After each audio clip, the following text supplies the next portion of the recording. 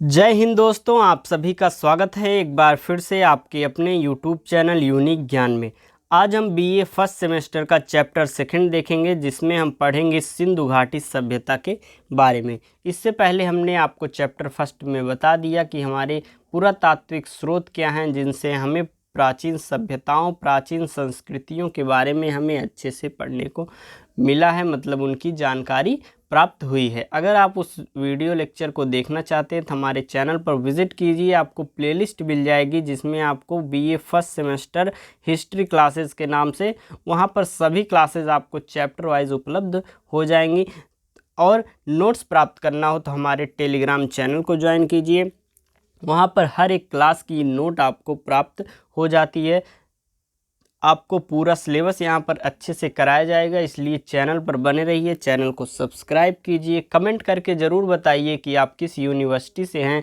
साथ ही साथ यह भी बताएं कि हिस्ट्री को छोड़कर और कौन सा सब्जेक्ट आपने बीए फर्स्ट सेमेस्टर में लिया हुआ है, जिससे आपका पूरा सिलेबस यहाँ पर अच्छे से कवर कराया जा सके, जो कि आपके एग्ज़ाम में हेल्पफुल हो। तो चलिए देखते हैं सिंधु घाटी सभ्यता के बारे में।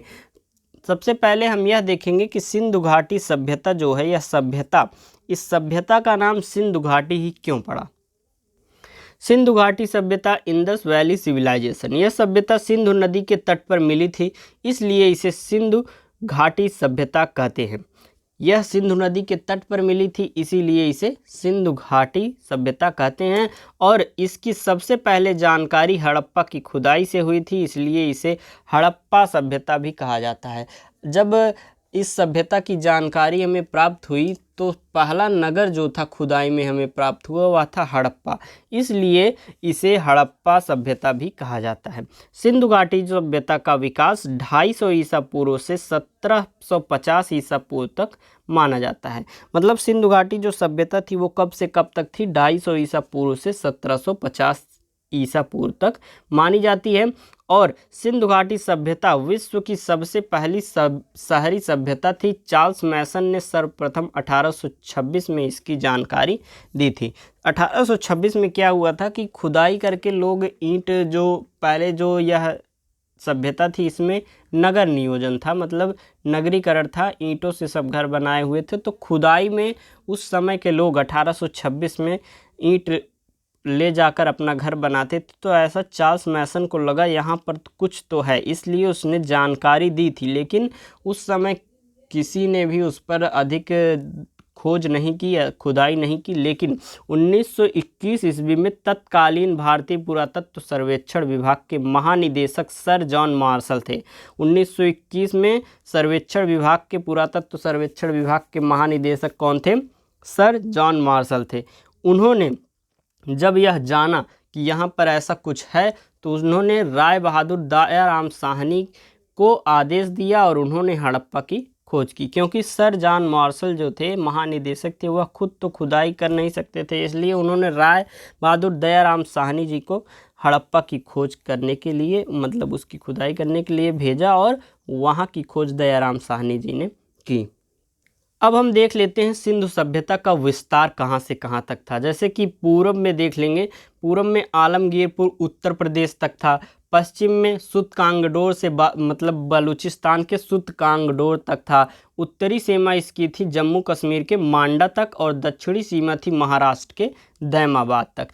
पश्चिमी सुतकांगडोर जो कि बलूचिस्तान में है, उत्तरी मांडा जो कि जम्मू कश्मीर में है, दक्षिणी सीमा दैमाबाद, द से दक्षिणी, द से दैमाबाद जो कि महाराष्ट्र में है। पूर्वी सीमा की बात करें तो आलमगीरपुर जो कि उत्तर प्रदेश में है। और जो सुतकांगडोर था वह दास्क नदी के किनारे था, मांडा जो है वो चेनाब नदी के किनारे है, आलमगीरपुर जो है हिंडन नदी के किनारे था, और दैमाबाद जो है वह प्रवरा नदी के किनारे है। सिंधु सभ्यता का आकार त्रिभुजाकार है। अगर इन चारों सीमाओं को, पूर्वी, पश्चिमी, उत्तरी, दक्षिणी सीमाओं को मिलाएं तो एक त्रिभुजाकार, त्रिभुज का आकार बनेगा। त्रिभुजाकार इसीलिए सिंधु सभ्यता का आकार माना जाता है। अब हम इसके बारे में आगे देखेंगे, सामाजिक जीवन के बारे में, मतलब सिंधु सभ्यता के लोग जो थे उनका सामाजिक जीवन कैसा था।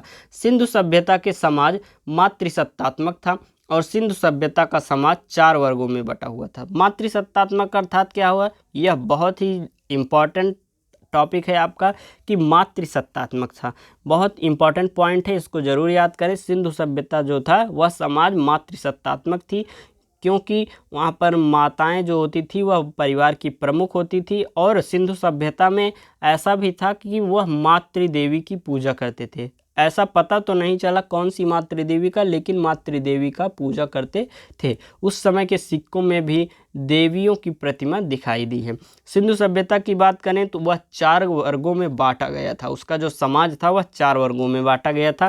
पहला था विद्वान वर्ग, दूसरा योद्धा वर्ग, तीसरा व्यापारी एवं शिल्पी वर्ग और चौथा था श्रमिक वर्ग। 4 वर्ग कौन कौन से थे? विद्वान वर्ग, योद्धा वर्ग, व्यापारी एवं शिल्पी वर्ग और श्रमिक वर्ग। आगे देखेंगे भोजन जो है, मतलब उस समय के लोग कैसा भोजन करते थे। सिंधु सभ्यता के लोग शाकाहारी तथा मांसाहारी दोनों प्रकार के भोजन करते थे। सिंधु सभ्यता के लोग कैसा भोजन करते थे? शाकाहारी तथा मांसाहारी दोनों भोजन करते थे। समाधान प्रणाली जानेंगे कि उस समय शव को किस प्रकार से वह उसका समाधान करते थे। सिंधु सभ्यता के लोग अपने मृतकों का 3 प्रकार से अंतिम संस्कार करते थे। पहला कौन सा है? पूर्ण समाधान, मृतकों को कब्र में दफनाने की परंपरा। मतलब जब कोई मृत्यु हो जाती थी किसी व्यक्ति की तो उसे पूर्णतः दफना देते थे, वह था कब्र में दफनाने की परंपरा, पूर्ण समाधान। आंशिक समाधान किसे कहते हैं? मृतक के शरीर को जंगल में रख देना। जब पशु पक्षी उसके मांस को खा लेते थे तो हड्डियों को दफना देना, यह क्या था? आंशिक समाधान। अर्थात जब कोई मृत्यु किसी की हो जाती थी, उसका जो शव रहता था, शरीर रहता था, उसे जंगल में रख देते थे। जब वहाँ के जो पशु पक्षी थे मांस को खा लेते थे, हड्डी जब बचती थी तो उसे हड्डियों को दफना देते थे। अगला क्या है? दाह संस्कार। दाह संस्कार में मृतक को जलाने की परंपरा थी। 3 संस्कार उस समय था, 3 समाधान प्रणाली थी। कौन कौन सी? पूर्ण समाधान, आंशिक समाधान, यह दान संस्कार। यह तीनों समाधान प्रणालियाँ हो गई। अब हम देखेंगे सिंधु सभ्यता की जो नगर नियोजन कैसी थी। पहला, सिंधु सभ्यता के नगर विश्व के प्राचीनतम सुनियोजित नगर थे। मतलब बहुत अच्छे तरीके से नियोजित किए गए थे। प्राचीन इतिहास में अगर हम देखें तो सिंधु सभ्यता जो था वह प्राचीनतम सुनियोजित नगर था। हड़प्पा और मोहनजोदड़ो में मकानों के निर्माण सामान्यतः पक्की ईंटों का प्रयोग मिलता था। हड़प्पा और मोहनजोदड़ो में पक्की ईंटों से मकान बनाए गए थे। सिंधु सभ्यता में जो मकान के दरवाजे होते थे वह मुख्य सड़कों पर न खुलकर पीछे की ओर गलियों में खुलते थे। ऐसा इसलिए था कि जो उनके मुख्य द्वार थे बिल्कुल मार्ग से सटे हुए रहते थे, तो उनका मानना यह था कि गेट खुले और बच्चे खेलते रहें तो क्या होगा कि उस पर जो उनकी गाड़ियां होती थी उस समय की प्राचीनतम बैलगाड़ी या जो भी, तो उससे एक्सीडेंट या कुछ घटना हो सकती है। तो पीछे वह दरवाजे खोलते थे, मेन गेट पर दरवाजे नहीं खोलते थे। सिंधु सभ्यता में सर्वाधिक चौड़ी सड़क मोहनजोदड़ो से प्राप्त हुई है, जिसकी चौड़ाई लगभग कितनी है? 10 मीटर की। बहुत ही अच्छा नगर नियोजन था इन लोगों का। 10 मीटर की चौड़ाई की सड़कें, सबसे ज़्यादा चौड़ी सड़कें कहाँ से प्राप्त हुई हैं? सिंधु सभ्यता के मोहनजोदड़ो से। सामान्यतः मकानों में 4-5 कमरे बनाए जाते थे। मकान में आंगन, रसोई घर, स्नानागार, कुएं तथा कुछ बड़े घरों में शौचालय। देखिए जो नगर में अर्थात शहरों में जो व्यवस्था होती है, एक आंगन होता है और 2-4 कमरे होते हैं, रसोई घर होता है, बाथरूम अर्थात स्नानागार होता है। पानी के लिए इस समय तो नल हैं, लेकिन उस समय कुएं होते थे और शौचालय भी होता था। तो यह पूरा नगर नियोजन पर आधारित था, शहरीकरण पर आधारित था उस समय। आगे देखेंगे और क्या होता था? ढकी हुई नालियाँ भी मिलती थी। अब हम नगर नियोजन के बारे में अच्छे से जान चुके हैं। अब हम देखेंगे सिंधु सभ्यता के प्रमुख स्थल, जो कि बहुत ज़्यादा इम्पोर्टेंट है। आपको यहाँ से सिंधु सभ्यता के बारे में प्रश्न पूछे जा सकते हैं। तो पहला क्या प्रमुख स्थल है? हड़प्पा, जिसकी खोज हुई थी, खुदाई हुई थी 1921 में। इसकी खुदाई दयाराम साहनी ने 1921 में यह की थी और यह रावी नदी तट पर वर्तमान में पाकिस्तान में स्थित है और यहाँ से कुछ निम्न वस्तुएं मिली थी। इसकी खुदाई कब हुई थी? 1921 में। किसने की थी? दयाराम साहनी ने। और यहाँ से कुछ वस्तुएं प्राप्त हुई हैं, जैसे कि श्रमिक वास, अन्नागार, लकड़ी का ताबूत और RH-37 कब्रिस्तान। क्या क्या प्राप्त हुआ है? श्रमिकवास, अन्नागार, लकड़ी का ताबूत, RH-37 कब्रिस्तान। इसको हम ऐसे याद कर सकते हैं कि कोई मजदूर जो होता है वह श्रमिकवास में रहता है, अन्नागार में अपने अन्न को रखता है, यही सब करते करते उसकी मृत्यु हो जाती है और लकड़ी के ताबूत में उसे रख कर RH-37 कब्रिस्तान में जला दिया जाता है। ऐसा ट्रिक से आप याद कर सकते हैं एक कहानी बनाकर। कैसे कि श्रमिकवास में रहता था और अन्नागार में अपने अन्न को रखता था, अंत जब उसकी मृत्यु हो जाती है लकड़ी के ताबूत में रखकर उसे RH-37 कब्रिस्तान में जला मतलब दफना दिया जाता है। आगे देखेंगे हम अगला हमारा प्रमुख स्थल क्या है। दूसरा प्रमुख स्थल हमारा है 1922 मोहनजोदड़ो। मोहनजोदड़ो की खुदाई 1922 में हुई थी। मोहनजोदड़ो सभ्यता का उत्खनन 1922 ईस्वी में राखल दास बनर्जी ने किया। वर्तमान में यह सिंधु नदी के तट पर पाकिस्तान के सिंध प्रांत में लरकाना जिले में है। मोहनजोदड़ो का अर्थ क्या होता है? मृतकों का टीला। यह वर्तमान में कहाँ है? पाकिस्तान के सिंध प्रांत के लरकाना जिले में है। इसमें से क्या प्रमुख वस्तुएं मिली थी? पुरोहित आवास, अन्नागार और विशाल स्नान गृह, घर में कुआं, आदि शिव, कांसे की बनी नर्तकी की मूर्ति और सबसे चौड़ी सड़क, जो कि हमने आपको पहले ही बता दिया था 10 मीटर की सड़कें मोहनजोदड़ो में पाई गई हैं। इसको भी आप याद कर सकते हैं, जो कि मोहनजोदड़ो पुरोहित वहाँ पर रहते थे, पुरोहित स्नान करते थे। एक धार्मिक स्थान के आप सोचकर ऐसा कहानी बना सकते हैं कि पुरोहित आवास में रहते थे और घर से कुआं में पानी लेकर स्नान गृह, वहाँ पर पहले स्नान करते थे, फिर घर से पानी लेकर कुएं से पानी लेकर आदि शिव को चढ़ाते थे और कांसे की नर्तकी बनी हुई थी और सबसे चौड़ी सड़क भी पाई जाती है। अगर आपसे पूछे कि अन्नागार कहाँ पाया जाता है, तो अन्नागार तो इसके पहले आपने जो देखा हड़प्पा में भी पाया जाता था, लेकिन सबसे विशाल सबसे बड़ा अन्नागार मोहनजोदड़ो में पाया जाता है। तीसरा प्रमुख स्थल हमारा है चन्हुदड़ो। इसकी खुदाई गोपाल मजूमदार ने की और वर्तमान में यह सिंधु नदी के तट पर पाकिस्तान में स्थित है। यह एकमात्र ऐसा शहर है जो दुर्ग रहित है और यह औद्योगिक शहर है। यहाँ कौन कौन सी वस्तुएं मिली? लिपस्टिक मिली, शीशा मिला, मनके और गुड़िया मिले, कुत्ते और बिल्ली के पैरों के निशान, बिल्ली के पीछे कुत्ता भागता हुआ पैरों के निशान मिले हैं। अगला हमारा है रोपड़।